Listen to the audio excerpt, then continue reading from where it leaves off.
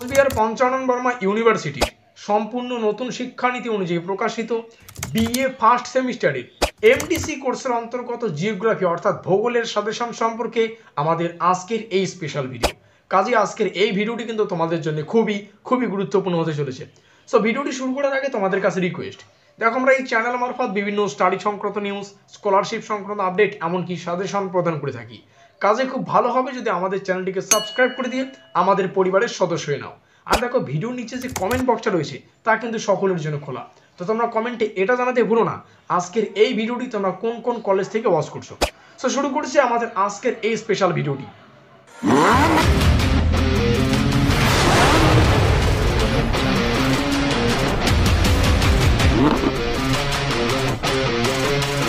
তো ঠিক যেমনটা আমরা আলোচনা করলাম, কোচবিহার পঞ্চানন বর্মা ইউনিভার্সিটির বিএ ফার্স্ট সেমিস্টারের এমডিসি কোর্সের অন্তর্গত জিওগ্রাফি সাজেশন সম্পর্কে আমাদের আজকের এই স্পেশাল ভিডিও।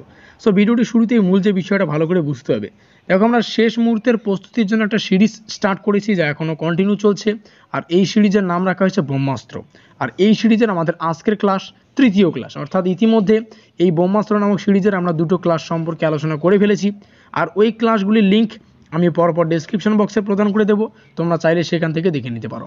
আর এই ব্রহ্মাস্ত্র নামক সিরিজের প্রত্যেকটা ক্লাস তোমরা যদি করতে পারো তাহলে এমডিসি কোর্সের অন্তর্গত জিওগ্রাফি সম্পর্কে তোমাদের আর কোনোরূপ মাথা ব্যথা থাকবে না। তো দেখে নিচ্ছি আমাদের আজকের এই তৃতীয় ক্লাসের কোন কোন প্রশ্নাবলী তোমরা ভালো করে প্র্যাকটিস করবে। প্রথম প্রশ্ন, পৃথিবীর গভীরতম খনি রবিনসন দ্বীপ এর গভীরতা কত? এখান থেকে প্রশ্নটা আবার আলাদাভাবে আসতে পারে, পৃথিবীর গভীরতম খনিটির নাম কি? তখন লিখতে হবে রবিনসন দ্বীপ। তাহলে এর গভীরতা হচ্ছে 3 থেকে 4 কিলোমিটার। পৃথিবীর গভীরতম কৃত্রিম গর্তের গভীরতা কত? সেটা হচ্ছে 12 কিমি। পৃথিবীর গভীরতম কৃত্রিম গর্ত কোথায় অবস্থিত? রাশিয়ার কালো উপদ্বীপে। পরবর্তী প্রশ্ন, কোন শিলায় প্রধানত মহাদেশীয় ভূত্বক তৈরি হয়? সেটা হচ্ছে গ্রানাইট। ভূগর্ভের উত্তপ্ত ম্যাগমা ভূপৃষ্ঠের বাইরে বেরিয়ে এলে তাকে কি বলে? আমরা সবাই জানি, উত্তরটা হচ্ছে লাভা। প্রশ্নটি ইম্পর্টেন্ট, দেখতেই পাচ্ছ।